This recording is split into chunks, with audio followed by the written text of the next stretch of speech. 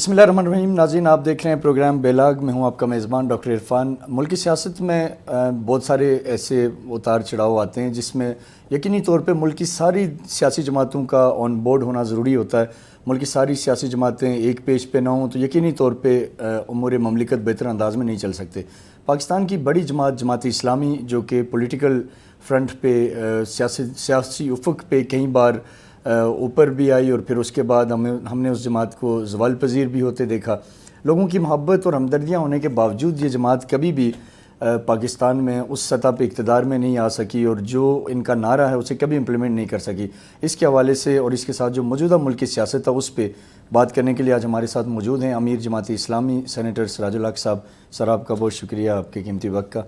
تو سب سے پہلے تو میں سر یہ جو موٹر وے انسیڈنٹس ہوا اس پہ آپ سے پوچھنا چاہوں گا کہ جو ایک خاتون کے ساتھ ہوا وہاں، اگر سراج الحق وزیر اعظم ہوتے تو کیا کرتے اس پہ؟ بسم اللہ الرحمن الرحیم. یہ بہت ہی افسوسناک شرمناک واقعہ ہے اور ایک درندگی ہے، وحشت ہے، بربریت ہے جس کا جتنا بھی مذمت کیا جائے کم ہے. لیکن صرف افسوس کرنا یا مذمت کرنا تو کافی نہیں ہے. اس لیے میں نے تو سینٹ میں بھی قرارداد جمع کیا ہے. ہمارے قومی اسمبلی کے ممبر ہے مولانا عبدالاکبر چترالی نے قومی اسمبلی میں بھی قرارداد جمع کیا ہے. اور آج بھی قرارداد میں سر مطالبہ کیا ہے؟ جی ہاں، میں بتاؤں گا. آج بھی پورے ملک میں جماعت اسلامی کا جو حلقہ خواتین ہے، خواتین ونگ ہے، انہوں نے کوئٹہ میں، کراچی میں، ملتان میں، لاہور میں، پشاور میں، اسلام آباد میں بڑے مظاہرے کیے اور یوتھ نے بھی مظاہرے کیے اور یہ جاری ہے. اور ہم نے ان کو اس وقت تک یہ تحریک چلانا ہے جب تک اس کے مجرم گرفتار نہ ہو اور ان کو سزا نہیں ہو جاتی ہے.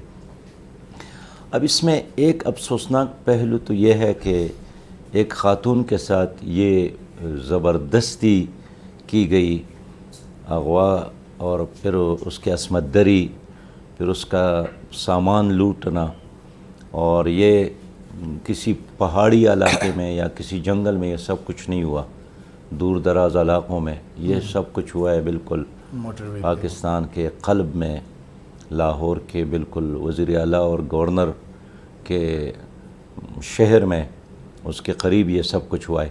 لیکن جو بہت بدترین بات ہم نے سنی وہ یہ کہ حکومت اب اس جرم کے لیے تعویلات پیش کر رہی ہے کہ یہ خاتون کیوں نکلی 12 بجے. ہاں، وہ ایک سی پی او کا کوئی بیان ہے جو انہوں نے کہا کہ سرکار کا نمائندہ ہے یا اس طرح کی کوئی بات پولیس کا نمائندہ تو وہی ہے جی. اور اس نے جو موقف اختیار کیا ہے، یعنی ایک لحاظ سے قبل از وقت انہوں نے مجرموں کو ایک دلیل مہیا کی، چونکہ یہ تنہا تھی اور اکیلی نکلی ہے تو اس لیے ہمارا حق بنتا ہے. لیکن میں سمجھتا ہوں کہ ایک تیسرا پہلو یہی ہے کہ اس خاتون نے بروقت حکومت کو آگاہ کیا ہے کہ میں اکیلی ہوں، میرے ساتھ بچے ہیں، کالز ریکارڈ ہیں ان کی اور کچھ، تیل ختم ہوا ہے، مجھے بچایا جائے، مجھے سپورٹ کیا جائے. لیکن افسوس یہ ہے کہ اس کے اطلاع دینے کے باوجود بھی حکومت اس کے لیے کچھ نہیں کر سکی. فرض کرے اگر وہ اطلاع نہ دیتی تو حکومت کے ساتھ ایک بہانہ تھا کہ کام ہوا ہے لیکن ہمیں خبر نہیں ہے.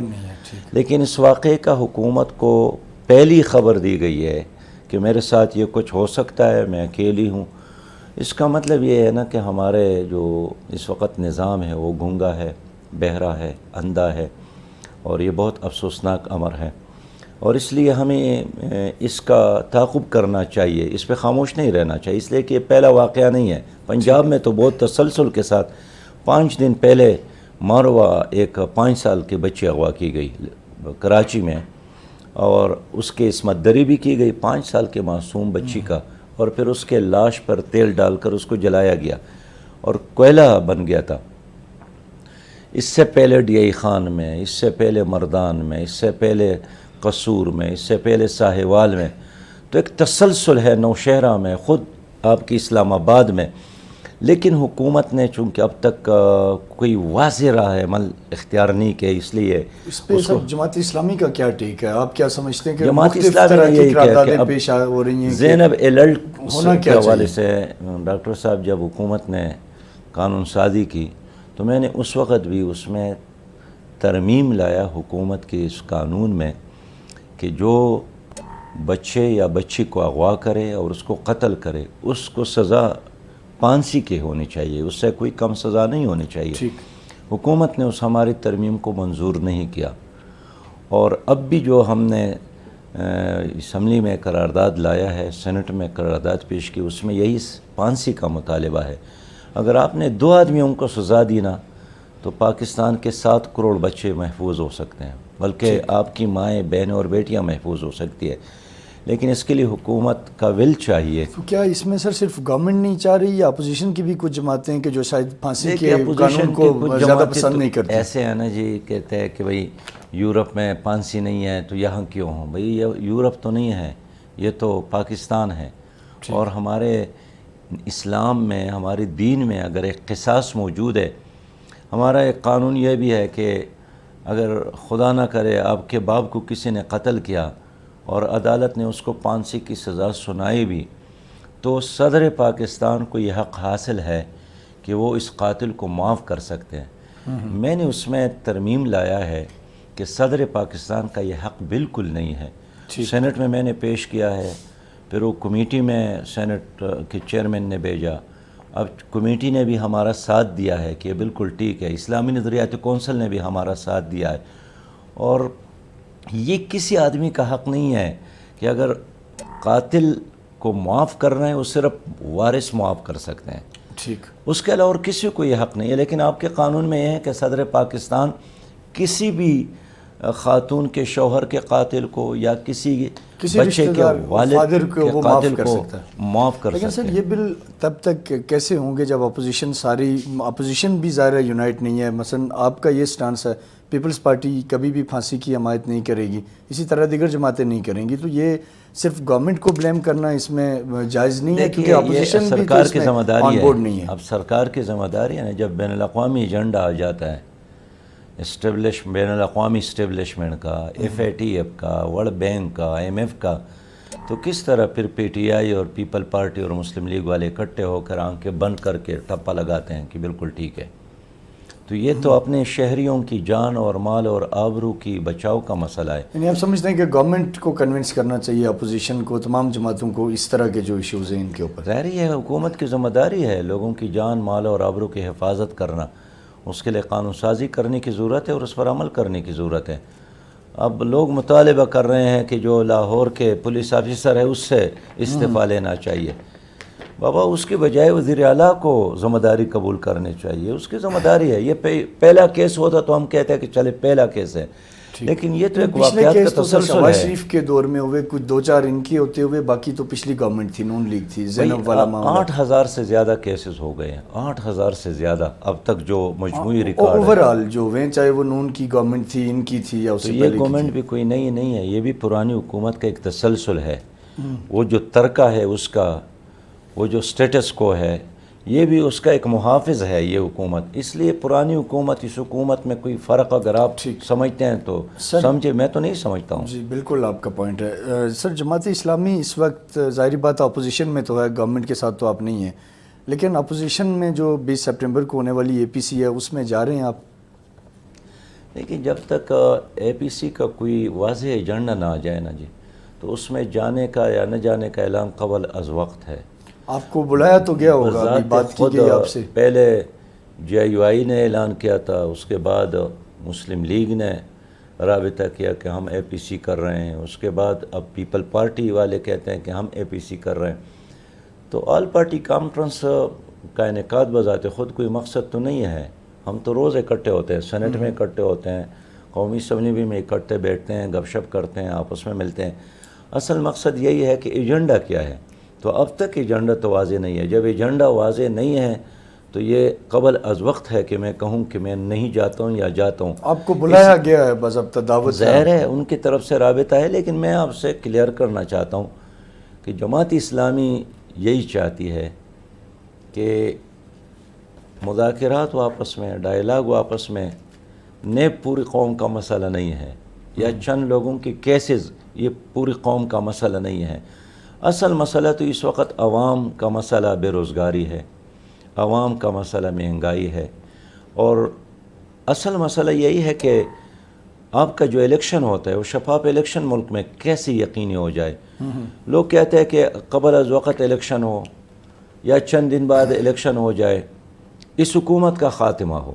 چلیے یہ ایک ایجنڈے کا ایک قصہ ہے, لیکن اگلا بھی کام تو الیکشن ہے نا جی. دوبارہ ہونے چاہیے, دوبارہ الیکشن ہے. دوبارہ الیکشن کے لیے شفاف الیکشن کا ہونا کس طرح یقین ہو جائے؟ کیا آئندہ الیکشن کے بعد پھر آپ آپس میں بیٹھیں گے اور تحریک چلائیں گے اور دھاندلی اور شفاف الیکشن کی بات کریں گے؟ 2013 والے الیکشن کے بعد بھی دھاندلی کا سنا, 18 کے بعد بھی دھاندلی, اور یہ سلسلہ تو میں یہ عرض پتہ نہیں کرنا کب چاہتا ختم ہوں کہ ہوگا. اس وقت اگر سیاسی جماعتوں کے لیے بنیادی مسئلہ ہے نا جی, جس پر ہمیں ڈائلاگ آپس میں بھی کرنا چاہیے اور پی ٹی آئی سے بھی کرنا چاہیے کہ شفاف الیکشن کا انعقاد کیسے ہو. اس لیے کہ 2013 کے الیکشن کے بعد پی ٹی آئی دھاندلی کے خلاف بات کر رہے تھے اور انہوں نے 120 دن کا دھرنا دیا, اور اس حکومت کے خلاف بھی, اس الیکشن کے خلاف بھی ڈے ون سے تمام سیاسی جماعتوں کے تحفظات ہیں. تو میں سمجھتا ہوں کہ اب وقت آیا ہے کہ ہم پاکستان میں ایک شفاف الیکشن کا انعقاد, اس کے لیے ڈائلاگ کر لے, اس کے لیے آپس میں مذاکرات کر لے. یعنی آپ سمجھتے ہیں کہ اے پی سی جو ہے وہ نیب قوانین میں ترمیم یا ان چیزوں پہ نہ ہو, بلکہ جو الیکشن ریفارمز ہیں یا اس کے علاوہ جو دیگر ایشوز ہیں, مہنگائی ہے, ان چیزوں کے اوپر ہو؟ نیب جو ہے نا, تو نیب پہ آپ کا کیا ٹیک ہے نیب سر؟ پر ہم اعتراض کرتے ہیں. نیب کی کارکردگی سے ہم بھی مطمئن نہیں ہیں. نیب پر جتنا خرچ ہو رہا ہے اب تک اس نے اتنی ریکوری تو نہیں کی. پھر نیب ایک سیاسی ادارہ بن گیا ہے. پہلے ہمارے وزراء اعلان کرتے ہیں کہ اب یہ ہوگا فلاں آدمی کے ساتھ, اور اگلے دن اسی آدمی کی گرفتاری اور اس کے بارے میں نیب وہی کچھ کر جاتا ہے جس کا اعلان ہمارے وزراء پہلے کرتے ہیں. تو اس لیے نیب خود اب متنازع بن گیا ہے. لیکن نیب میں جتنے کیسز ہے وہ پوری قوم کا مسئلہ نہیں ہے, نہ تمام سیاسی جماعتوں کا مسئلہ ہے. اصل قوم کا مسئلہ اس وقت مہنگائی ہے, جس سے ساری قوم تنگ ہے, بے روزگاری ہے, کروڑوں نوجوان بے روزگار ہے, اور انصاف نہیں مل رہا ہے, اور جو مشکل ہے عام انسان, اس کے حوالے سے اگر کوئی ایجنڈا سامنے آ جائے تو آدمی اس پر سوچ سکتا ہے. لیکن بنیادی بات اس ملک میں شفاف الیکشن کا انعقاد ہے, تو کیسے ہوگا؟ لیکن اپوزیشن تو فی الحال اس اے پی سی میں شاید یہ چیزیں ڈسکس نہیں کر رہی. وہ تو فی الحال نیب قوانین اور گورنمنٹ کو گھر بھیجنا اور اس طرح کی کوئی 2-4 چیزیں ہیں. بہرحال اس پہ آپ نے کلیئر کر دیا کہ اگر ایجنڈا نہیں ہوگا تو آپ اس کا حصہ ہوں گے یا نہیں, یہ قبل از وقت ہے. گورنمنٹ ہے نہیں تو آپ گھر کو کون بیچتے ہیں؟ اس وقت تو کوئی گورنمنٹ ہے نہیں ہے. آپ کے موٹر وے تک محفوظ نہیں ہے, چوک اور چوراہے پورا ایک سیٹ اپ ہے, وزیر اعظم ہے, پریزیڈنٹ موجود ہے, یہ ٹھیک ہے, وزارت داخلہ ہے, خارجہ ہے, سب کچھ ہے سر, نام کی حد تک ہے, اور کام بھی کچھ نہ کچھ تو کر ہی رہے ہیں. بالکل کر رہے ہیں, یہی تو کر رہے ہیں نا جی. وہ تبدیلیاں جن کے نعرے لگائے تھے, تو تبدیلیوں کا مطلب یہی ہے کہ آئی جی پی کو بدل کرنا, پھر تبدیل کرنا, پھر تبدیل کرنا, ایک بار نہیں 6 بار تبدیل کرنا, چیف سیکرٹری کو تبدیل کرنا. تو اس میں آپ کو سپورٹ کرنی چاہیے گورنمنٹ کو کہ آپ ایک نیا بندہ لائیں, وہ بہتر ہو. لیکن اس پہ بھی اپوزیشن تنقید کرتی ہے, یہ زیادتی نہیں ہے. دیکھیں اگر 22 گریڈ اور 21 گریڈ کے 6 لوگ خراب ہے تو اس کا مطلب یہی ہے کہ آپ کا تو سارا نظام خراب ہے. میں سمجھتا ہوں کہ خرابی آفیسرز کی نہیں ہے, خرابی یہی ہے کہ جو پولیس افسر ہولی سولی میرے تابع نہیں ہے. ہمارے درمیان ایک قانون ہے, پولیس کو بھی اس کی تابع داری کرنی چاہیے, وزیر کو بھی اس کی تابع داری کرنی چاہیے. لیکن خود پی ٹی آئی نے اعلان کیا تھا کہ ہم پولیس ریفارمز کریں گے, تو انہوں نے اب تک ریفارمز تو نہیں لائے. لیکن تبدیلی پر تبدیلی, یہ کبھی ہوا ہے پاکستان کے تاریخ میں کہ 2 مہینے بعد ایک آئی جی پی تبدیل ہوتا ہے, 6 مہینے بعد ایک چیف سیکرٹری تبدیل ہوتا ہے کہ وہ کارکردگی نہیں دکھاتے, اس وجہ سے انہیں چینج کرنا پڑتا ہے. تو بہرحال اپوزیشن کا ظاہرہ اپنا نقطہ نظر ہے اس پہ. دیکھیے میں سمجھتا ہوں کارکردگی پولیس افسر نے نہیں دکھانا ہے, کارکردگی تو وزیر اعلیٰ نے دکھانا ہے, وزراء نے دکھانا ہے, وزیر اعظم نے دکھانا ہے, گورنر نے دکھانا ہے. وہ تو تابع دار ہے, جو آرڈر جو ایڈوائس اس کو دی جاتی ہے اس کے مطابق دوڑتے ہیں. لیکن یہ نہیں ہو سکتا ہے کہ آپ پولیس کو اپنی پارٹی پالیٹکس کے لیے استعمال کرے, کہ میں جس کو کہتا ہوں گرفتار کرو اور جس کو کہتا ہوں کہ چھوڑو تو اس کو چھوڑو. وہ بھی ایک ضابط ہے, قانون کی پابند ہے. یہ کوئی مغلیہ حکمرانی تو نہیں ہے کہ بادشاہ کا لفظ قانون ہوتا ہے اور بادشاہ کی خواہش قانون ہوتا ہے. یہ نظام تو اب نہیں چل سکتا. ٹھیک بات ہے سر، آپ کا پوائنٹ ہے. چھوٹا سا بریک لیں گے ناظرین. بریک کے بعد جب واپس آتے ہیں امیر جماعت اسلامی سے جماعت اسلامی کی جو فیوچر پالیسی ہے اس پہ بات کریں گے، اور اس کے علاوہ بھی کچھ امپورٹنٹ ایشوز ہیں جیسے کہ فاٹف کے معاملے پہ پرائم منسٹر نے کہا کہ اپوزیشن جماعتیں مشترکہ طور پہ بلیک میل کر رہی ہیں تاکہ فاٹف میں جو بل پاس کروانے اس میں کوئی رکاوٹ ڈالی جا سکے. اس پہ بھی امیر جماعت اسلامی سے ان کا موقف لیں گے. ہمارے ساتھ رہیے گا.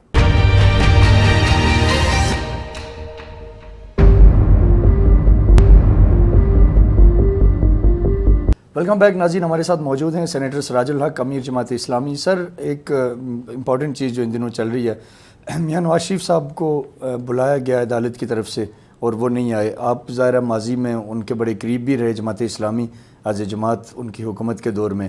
کئی دوریاں بھی رہی. تھوڑا ٹائم آپ عمران خان کے ساتھ قریب تھے. کراچی میں ایک ریلی بھی ہوئی. پھر بعد میں میاں صاحب کے ساتھ تعلقات بہتر ہوئے اور میاں صاحب باہر چلے گئے. اب آپ کیا سمجھتے ہیں کہ اس شرعی طور پہ یا سیاسی طور پہ یا اخلاقی طور پہ میاں صاحب کو واپس نہیں آنا چاہیے کہ آ کے وہ جو بھی ان کے اوپر الزامات ہیں ان کو فیس کریں اور جو بھی ڈیسیژنز ہوتے ہیں ان کو ایکسیپٹ کریں؟ آپ کا کیا ٹیک ہے اس پہ؟ دیکھیے، میاں نواز شریف صاحب نے اپنی شہریت تو ختم نہیں کیا پاکستان میں. تو پاکستان کا شہری تو ہے ڈیفینیٹلی، بٹ کیا برطانوی ان کو اب اگر عدالت بلائے تو انہیں آنا نہیں چاہیے؟ آپ کیا سمجھتے ہیں؟ میں عرض کروں کہ خود پنجاب کی حکومت نے ان کو بیمار ڈکلیئر کیا تھا جی، اور ان کی سفارش پر ان کو باہر بھیجا جانے دیا گیا. جی، اور یہ جو پنجاب میں وزیر صحت ہے خاتون، ان کے سفارش پر کہ ہاں یہ بیمار ہے اور ہمارے بورڈ نے یہ فیصلہ کیا ہے. تو یہ بات تو غلط ہے. وفاقی حکومت کہتی ہے کہ اس نے ہمیں دھوکہ دیا، جبکہ صوبائی حکومت کے وزیر صحت ہے وہ کہتے ہیں کہ نہیں واقعی بیمار ہے. تو پہلے تو ان کا آپس کا بیانیہ لیکن ایک ذاتی نہیں طور ہے. پہ کیا آپ کا میاں صاحب سے اس عرصے میں کوئی رابطہ ہوا کہ نہیں؟ جب سے وہ میرا لندن میں رابطہ نہیں ہوا. آپ کی جماعت کی کسی لیڈر سے بھی کوئی بات نہیں کی؟ نہیں، ہمارا رابطہ اور نہ نہیں ہی ہوا آپ نے خیریت پوچھی اس عرصے میں؟ میرا رابطہ نہیں ہوا ہے. جب سے گئے ہیں ادھر تھے تو بیمار پرسی کی تھی فون کے ذریعے. ٹھیک، لیکن یہ ہے کہ جب سے باہر گئے ہیں پھر میں نے کوئی فون نہیں کیا ہے. بہرحال اگر وہ بیمار ہے اللہ تعالیٰ اس کو صحت عطا فرمائے. ٹھیک. اور ہم سب کے لیے دعا کرتے ہیں کہ اللہ تعالیٰ سب کو صحت عطا فرمائے. جہاں تک عدالتی معاملات ہیں نا، تو کوئی بھی اس سے بالاتر نہیں ہے. اس کو آنا چاہیے، فیس کرنا چاہیے. ٹھیک. جو الزامات ہیں ان پر اس کا جواب دینا چاہیے. اور لیکن اگر وہ بیمار نہیں ہے تو وہاں ایک دن بھی رہنا یہ ان کے لیے مناسب نہیں ہے. وہ بہت ذمہ دار آدمی ہے، اس کو ذمہ داری کا ثبوت دینا چاہیے. ٹھیک. لیکن اب تک یہ بھی کلیئر نہیں ہے کہ وہ بیمار ہے یا بیمار نہیں ہے. وہ خود کہتے ہیں میں بیمار ہوں، ان کی پارٹی والے کہتے ہیں کہ وہ بیمار ہے، ان کے خاندان والے کہتے ہیں وہ بیمار ہے، اور حکومت والے کہتے ہیں کہ وہ بیمار نہیں ہے. کچھ ان کی تصاویر بھی آ جاتی ہیں جس سے لگتا ہے کہ اللہ نے صحت دی ہے ماشاءاللہ. نہ اتنا وقت ہے، نہ اتنا وسائل ہے، ذرائع ہے کہ ہم جا کر خود چیک کر لے اور نبض پکڑ لے کہ وہ بیمار ہے یا بیمار نہیں ہے. لیکن بہرحال اصولی بات یہی ہے. لیکن سر جماعت اسلامی کا یہ تو شیوا رہا ہے کہ جو آپ کے دوست احباب ہیں ان کے لیے آپ بڑی قربانیاں دیتے ہیں، آپ جاتے بھی ہیں ملنے. تو یہ پہلا کیس ہے کہ میاں صاحب کو پوچھنے کوئی بھی جماعت اسلامی کا لیڈر نہیں گیا. نہ جانے اس کی کیا وجہ ہو سکتی ہے؟ ہم کو پتہ ہے ایک تو ٹکٹ اتنا مہنگا ہے، ٹھیک، آنا جانا مشکل ہو گیا ہے. باقی ہمارے دعائیں یہی ہے کہ اللہ تعالیٰ ان کو صحت عطا فرمائے تاکہ وہ آ کر یہاں جتنے بھی کیسز ہیں اس کا سامنا کرے اور ان کے مسائل سب. جماعت اسلامی ایک بڑی جماعت ہے، ملکی ظاہر لوگوں کی امیدیں بھی اس سے وابستہ ہوتی ہیں جب آپ کی جماعت زیادہ ایکٹیو ہوتی ہے، بالخصوص الیکشن کے دنوں میں یا کئی پچھلے دور حکومت میں بھی ہم نے دیکھا کہ ایک بار جماعت اسلامی بڑی سیاسی افق پہ جگمگا رہی تھی آپ ہی کے دور میں. اور لیکن الیکشن کے بعد سے پھر ہم دیکھ رہے ہیں کہ آہستہ آہستہ وہ جو پاپولیرٹی گراف ہے وہ نیچے گرتا جا رہا ہے.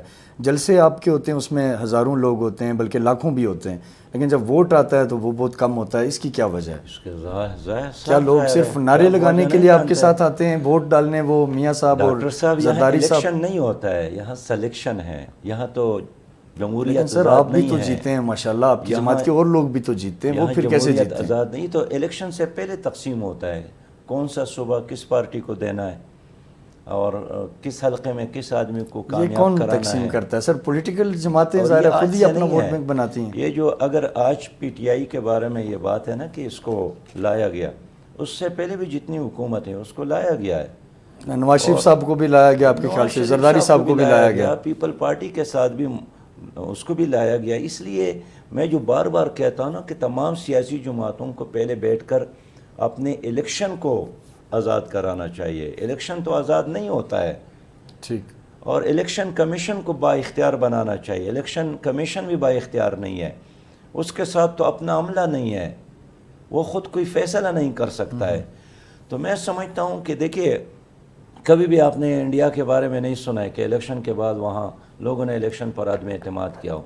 فرانس کے بارے میں، برطانیہ کے بارے میں، امریکہ کے بارے میں، جہاں جہاں جمہوریت اور الیکشن ہوتا ہے، یہ صرف پاکستان ہے جس میں ڈے ون سے 70 کے الیکشن کے علاوہ جتنے الیکشن ہوئے اس پر دھاندلی کا الزام ہوتا ہے، قبول نہیں کیا جاتا ہے، اس لیے کہ شفاف نہیں ہوتا ہے.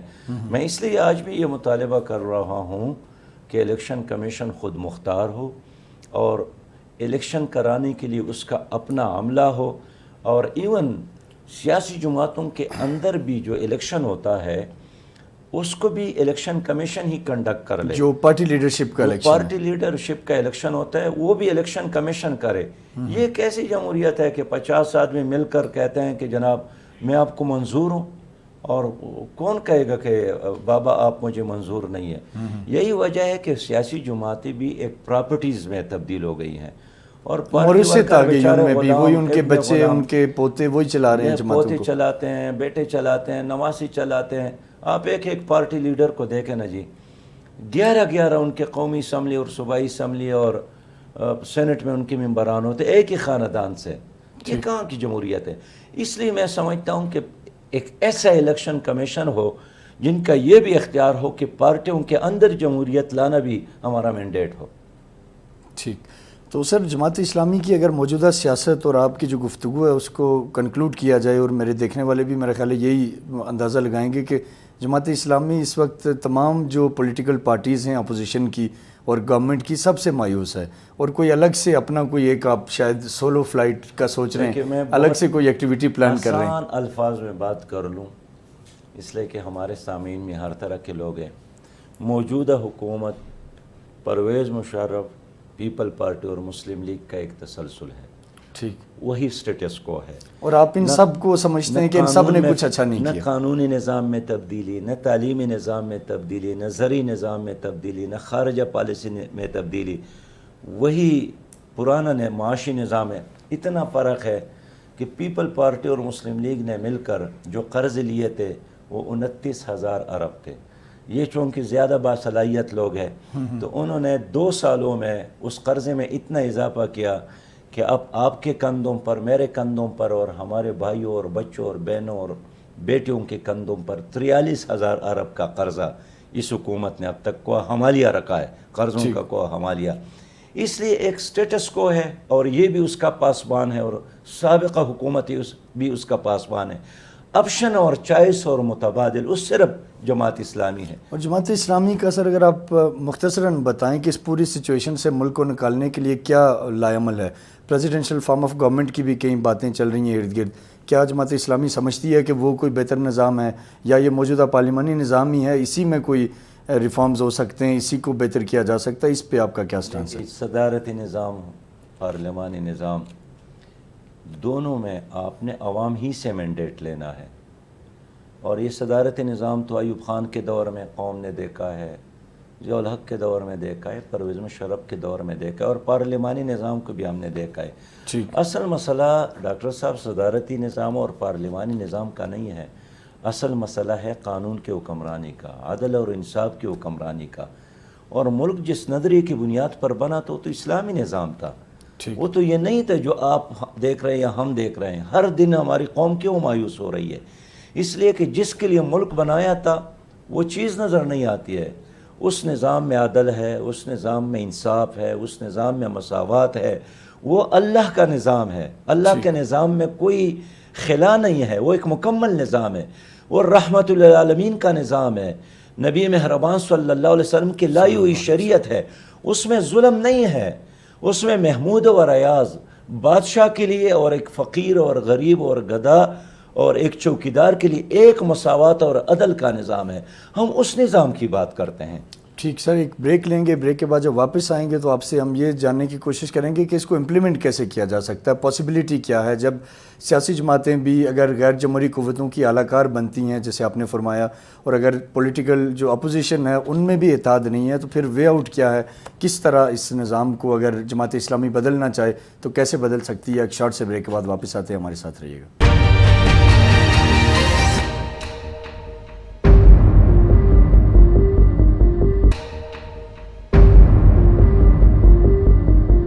ویلکم بیک ناظرین، ہمارے ساتھ موجود ہیں امیر جماعت اسلامی. سر، آپ نے بات کی کہ ایک اسلامی نظام جس کے لیے ملک بنا، بالکل صحیح فرما رہے ہیں، 2 نیشن تھیوری کے نام پہ بنا، اور موجودہ گورنمنٹ بھی ظاہر ہے اسے ریاست مدینہ ہی کہہ رہی ہے. ان کا بھی یہی ہے کہ ہم نے ریاست مدینہ کے طرز پہ اس کو لے کے چلیں گے، اور جو بھی ان سے پاسبل ہے بہرحال وہ اپنے طریقے سے کر رہے ہیں.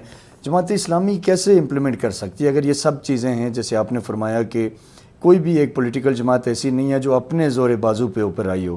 آپ نے نون لیگ کی بات کی، آپ نے پیپلز پارٹی کی بات کی، JUI کے بارے میں مجھے آئیڈیا نہیں ہے کہ آپ کیا کہیں گے. تو جماعت اسلامی سولو کیسے اس پورے نظام کو تبدیل کر دے گی؟ دیکھیے، بالکل ممکن ہے اگر قوم بیدار ہو جائے نا جی.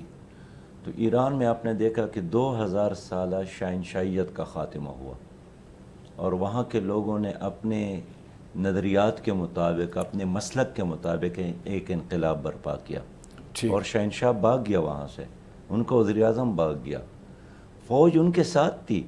لیکن جب فوج نے دیکھا کہ ساری عوام شہنشاہ کے خلاف ہے تو فوج کو بھی اپنی قوم کے ساتھ کھڑا ہونا پڑا.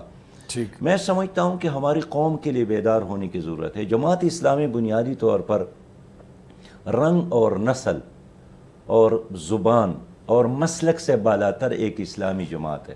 ٹھیک. اور ہم اس کے قابل ہے، اس لیے کہ جماعت اسلامی پاکستان میں سب سے زیادہ منظم جماعت ہے. اگر جمہوریت کی بات آپ کرتے ہیں تو سب سے زیادہ جمہوریت جماعت اسلامی میں ہے، جس میں باقی جماعتوں کی طرح کوئی وراثت کی بنیاد پر نظام نہیں چل رہا ہے. میں جماعت اسلامی کا 5واں منتخب امیر ہوں. پھر جماعت اسلامی میں ایک ڈسپلن ہے، جماعت اسلامی کے ساتھ ایک منظم ٹولہ ہے جس میں ہر صلاحیت کے لوگ موجود ہیں. پھر جماعت اسلامی کے اندر ایک دیانتدار قیادت موجود ہے. ہم نے خیبر پختونخوا میں ہمیں وزارتیں ملی، کراچی میں ہمیں موقع ملا، جہاں بھی موقع ملا ہے جماعت اسلامی نے دیانت اور امانت داری کے ساتھ اپنے فرائض ادا کیے، جس پر اپنے تو کیا مخالفین بھی فخر کرتے ہیں. لیکن ہم نہیں چاہتے ہیں کہ ہم کسی زور کی بنیاد پر، ہم رایامہ کی بنیاد پر یہ سب کچھ کرنا چاہتے ہیں. تو ہم عوام سے یہی اپیل کرتے ہیں کہ اگر زلزلہ آتا ہے جماعت اسلامی کی آپ کی خدمت میں، سیلاب آتا ہے جماعت اسلامی آپ کی خدمت میں، کرونا وائرس کے وبا کے دوران جماعت اسلامی کے لاکھوں کارکنان آپ کی خدمت میں. تو اگر ہم یہ سب کچھ کر سکتے ہیں تو ہم ملک کی اصلاح اور ریفارمز میں بھی آپ کی اچھی قیادت کر سکتے ہیں. ہم صنعتی انقلاب، ہم زرعی انقلاب، ہم تعلیمی انقلاب پر یقین رکھتے ہیں، اور ہمارے ساتھ اس کے لیے باصلاحیت ٹیم موجود ہے. ٹھیک. ہم سر جب بھی بات کرتے ہیں کچھ آف دی ریکارڈ کسی پولیٹیکل لیڈر سے یا کسی بھی اور ایسے بندے سے جو کہ حکومتی امور میں میٹر کرتا ہے، تو ان کا ایک ہی جواب ہوتا ہے کہ جماعت اسلامی ہٹ درم ہے، یعنی کہ وہ کسی بات پہ ضد پہ آ جاتے ہیں اور پھر وہ اس سے آگے نہیں جاتے. تو فلیکسیبلٹی کیا آپ سمجھتے ہیں کہ یہ بھی ایک بڑا مسئلہ ہے جماعت اسلامی کو کسی مقام پہ پہنچانے میں، حکومت یا اقتدار تک لانے میں؟ اس سے زیادہ فلیکسیبلٹی کیا ہو سکتی ہے جماعت اسلامی میں؟ کہ مولانا مودودی امیر تھا، وہ زندہ تھے اور میاں طفیل صاحب امیر منتخب ہو گئے. وہ زندہ تھے اور قاضی حسین احمد صاحب امیر منتخب ہو گئے. منور حسن صاحب زندہ تھے اور ایک انٹرنل آپ کا یہی تو فلیکسیبلٹی ہے، اندرونی جماعت کا معاملہ ہے. لیکن ملکی معاملات میں یا ظاہر ہے دیکھیں سر دنیا میں کہیں بھی ہو نا، اسٹیبلشمنٹس کا بھی رول ہوتا ہے ہر جگہ، تو اس میں شاید آپ کا جو رویہ ہے وہ کہیں تھوڑا سا سخت ہوتا ہے. فلیکسیبلٹی تو اسی کا نام ہے نا کہ باپ کے بعد بیٹے کو جگہ نہ ملے نا، صلاحیت لوگوں کے رائے کے بنیاد پر کسی اور کو بھی آنے کا حق دیا جائے. یہ پارٹیاں ریجڈ ہے کہ باپ کے بعد بیٹا اور بیٹے کے بعد پھر اس کا نواسا اور پوتا آتا ہے. جماعت اسلامی ایک فلیکسیبل جماعت ہے. باقی آپ جانتے ہیں کہ ہم مشاورت پر یقین رکھتے ہیں. باقی پارٹیاں تو ایک فیصل آباد کی گھنٹہ گھر کی طرح ایک آدمی کی گرد گھومتی ہے ان کی سیاست. ہمارے ہاں ایک شورائی نظام ہے. اور ہماری جو شورا ہے وہ بھی کارکنان اور ارکان منتخب کرتے ہیں. تو اس سے زیادہ فلیکسیبلٹی کیا ہو سکتی ہے؟ الحمدللہ اور حکومتی اداروں سے جب بھی آپ کوئی نیگوسیشن کرتے ہیں وہاں کی فلیکسیبلٹی ایگزیکٹلی کون سے اداروں سے؟ کسی بھی فار ایگزامپل کوئی اے پی سی ہو، جیسے اب یہ ایک اے پی سی ہونے جا رہی ہے جس میں اپوزیشن ہے، تو یہاں آپ کا ایک نقطہ ہے، باقیوں کے شاید 6-7 نکات ہیں، لیکن آپ کو لگتا ہے کہ اگر ہمارے نقطے پہ آئیں تو ٹھیک ہے. ایسے ہی شاید کئی اسٹیبلشمنٹ سے باقی لوگوں سے بھی کبھی آپ لوگوں کی ملاقاتیں ہوتی ہمیں غلام قبول نہیں ہے، یہ آپ ٹھیک کہہ سکتے ہیں. میں فائنانس منسٹر رہا ہوں، میں نے اپنی صوبے کو قرض فری صوبہ بنایا تھا. میں جانتا ہوں کہ میں پاکستان کو قرضوں سے کیسے نجات دلا سکتا ہوں. میرے ساتھ اس نظام کے مقابلے میں ایک متبادل نظام موجود ہے. یہاں ویسے ڈاکٹر صاحب عرض کرو، ایک یورپی ملک کا سفیر میرے پاس آئے تھے. اس نے مجھے کہا کہ ہمارا سے مد مقابل آپ ہے، آپ کی حکومت نہیں ہے ہمارا مد مقابل، آپ کے شیوخ نہیں ہے اسلامی ممالک کے. میں نے کہا ہمارے تو اسمبلی میں چند ممبران ہیں، ہم کیسے آپ کا مد مقابل ہے؟ انہوں نے کہا اس لیے کہ جب ہم معیشت کی بات کرتے ہیں تو آپ کہتے ہیں کہ ہمارے اپنا ایک معاشی نظام موجود ہے. جب ہم تعلیم کی بات کرتے ہیں کہ یہ تعلیم، تو آپ کہتے ہیں کہ ہمارا اپنا ایک اسلامی نظام تعلیم موجود ہے. جب ہم صنعت اور زراعت کی بات کرتے ہیں تو آپ کہتے ہیں کہ ہمارا اپنا ایک متبادل. تو مجھے اس پر فخر ہے کہ مجھے مغرب سے لینے کی ضرورت نہیں ہے، مجھے مغرب کو دینے کی ضرورت ہے. اس لیے کہ میرے ساتھ جو نظام ہے وہ نبی مہربان صلی اللہ علیہ وسلم کا دیا ہوا نظام ہے، وہ پرفیکٹ نظام ہے. اس میں مسلمان تو کیا ہر انسان کے مسئلے کا حل موجود ہے، پوری عالم انسانیت کے لیے ہے. ڈیفینیٹلی یہ تو ریجیڈیٹی نہیں ہے، ریئلٹی ہے. وہ اپنی جگہ اس کی تو سر اس سے کون انکار کر سکتا ہے. لیکن میرا جو ایگزیکٹ پوائنٹ تھا وہ یہ تھا کہ حکومتیں بنانے کے لیے ڈیفینیٹلی، جیسے آپ نے خود فرمایا کہ کچھ قوتیں ہیں جو جمہوری طاقتوں سے مل کے بناتی ہیں، تو وہاں پہ شاید کبھی جب بھی آپ کون سے قوتیں ہیں، جیسے آپ نے خود کہا کہ لایا گیا تو کوئی تو لاتا ہے نا آخر، تو وہ جو بھی لاتا ہے اس سے آپ کی کیوں نہیں بن پاتی؟ میں پوچھنا یہ چاہ رہا تھا. ان سے ہماری کوئی لڑائی نہیں ہے، پتہ نہیں آپ کون کہتے ہیں. نہیں میں خود نہیں جانتا کہ وہ کون ہے، لیکن آپ نے فرمایا کہ کوئی لاتا ہے تو میں نے کہا کہ وہ جو بھی لاتا ہے آپ کو کیوں نہیں لاتا؟ ڈاکٹر صاحب اگر آپ کا اشارہ اسٹیبلشمنٹ کے ساتھ ہے سر، ان کے بارے میں ہماری تھیوری یہی ہے جو آئین پاکستان میں درج ہے. ٹھیک. جو ایک جرنیل حلف اٹھاتا ہے کہ میں نے یہ کام کرنا ہے اور یہ کام نہیں کرنا ہے. ہمارا موقف یہی ہے کہ عدلیہ کو اپنا کام کرنا چاہیے، ٹھیک، اسٹیبلشمنٹ کو اپنا کام کرنا چاہیے، انتظامیہ کو اپنا کام کرنا چاہیے، مقننہ کو اپنا کام کرنا چاہیے. اب آپ اپنے قومی اسمبلی کو دیکھیں، اس میں ہر چیز ہوتی ہے قانون سازی کے علاوہ. ٹھیک ہے. تو ہم چاہتے ہیں کہ ہر آدمی اپنا کام کرے، ہر ادارہ اپنا کام کرے. اگر اس کو آپ ریجیڈیٹی کہتے ہیں تو اس کا مطلب یہ ہے کہ آپ آئین کو پامال کرتے ہیں. بالکل درست فرمایا آپ نے. اچھا سر، آخری سوال آپ سے، ایف اے ٹی ایف پہ آپ کا کیا سٹانس؟ آپ گورنمنٹ کے جو لائے گئے بل ہیں ان کو منظور کرنے میں ان کی مدد کر رہے ہیں یا اپوزیشن کے ساتھ ہیں؟ کیونکہ اگر پاکستان کو گرے لسٹ میں ڈالا جاتا ہے تو اس کا نقصان تو سب کو ہی ہے. کہ اب تک جتنے بل پاس ہو گئے ہیں ایف اے ٹی ایف کے، اس میں پیپل پارٹی اور مسلم لیگ نے بڑی محبت کے ساتھ ان کا ساتھ دیا ہے. ٹھیک. اور جماعت اسلامی نہیں دے رہی؟ اور ہم نے ساتھ نہیں دیا ہے. اس لیے وجہ کیا ہے اس کی؟ کہ ہم اس کو غلامی سمجھتے ہیں. ہم اس کو اپنے آئندہ نسلوں کو بھی ان کے حوالہ کرنے کے حوالے سے ایک نظام سمجھتے ہیں. اور یہ جو تفصیل سے اگر آپ اس قانون کو پڑھے تو اگر آپ کسی فقیر کو پیسہ بھی دیتے ہیں نا تو بھی آپ نے ان کی اجازت لینا ہوتا ہے کہ میں یہ پیسہ دے دوں یا نہ دوں. ہمیں غلام بنایا گیا. اور ان کے ساتھ ایک دلیل ہے کہ ہم پر دباؤ ہے. ٹھیک. تو ان پہ دباؤ ہو سکتا ہے، لیکن میں ایک قومی نمائندہ ہوں، مجھ پر کوئی دباؤ نہیں ہے. علامہ اقبال نے فرمایا تھا کہ اے طائر لاہوتی اس رزق سے موت اچھی، جس رزق سے آتی ہو پرواز میں کوتاہی. اقبال کو مانو یا لیکن اگر اس وقت آپ دیکھیں انٹرنیشنلی جو ہماری ملک کی سپورٹ ہو رہی ہے فائنینشلی، یہ ساری بند ہو جائے، جو بھی آپ کو گرانٹس مل رہی ہیں، جو چیزیں، تو یہ امور مملکت، یہ باقی چیزیں یہ چلیں گی کیسے؟ نہیں، کیا الٹرنیٹ کیا ہے؟ یہ قرضے ہیں نا جی، یہ جو قرضے، کیونکہ گرے لسٹ کا مطلب یہ ہے کہ جو پیسے آ رہے ہیں وہ بند ہو جائیں گے سارے. ارے بھائی، پہلے زمانے میں استعماری ممالک افواج بیچتی تھی، اب وہ ممالک کو کنٹرول کرتے ہیں ورلڈ بینک اور آئی ایم ایف کے ذریعے. میں فائنانس منسٹر رہا ہوں، میرا ورلڈ بینک اور آئی ایم ایف کے ساتھ بہت مذاکرات ہوئے ہیں، ان کے ساتھ دلائل ہم نے شیئر کیے ہیں. اور ان کے ساتھ ہم نے بات چیت میں بہت قریب سے جانتا ہوں. لیکن ڈاکٹر صاحب آپ کے علم کے لیے مجھے خود ورلڈ بینک کے نائب صدر میکو میشومیزی نے بتایا تھا, شوکت عزیز بھی تھے, باقی فائنانس منسٹر بھی تھے, کہ ہماری یہ قرض اس لیے نہیں ہے کہ کوئی قوم ترقی کرے, ہماری یہ قرض اس لیے ہے کہ جس طرح گدہ گاڑی کا مالک ہوتا ہے وہ ایک گدے کو اتنا ہی کھلاتا ہے پلاتا ہے تاکہ وہ اس کے گاڑی کو کھینچے. کبھی بھی ایک گدہ گاڑی کا مالک گدے کو نہ اپنا باپ بناتا ہے نہ اپنا دوست بناتا ہے. تو انہوں نے کہا یہ بھول جائے کہ ورلڈ بینک اور IMF کسی کے ساتھ دوستی کرتا ہے, بس اتنا ہی اس کو کھلاتا ہے کہ وہ زندہ رہے اور گاڑی کو کھینچے, غلامی کرے.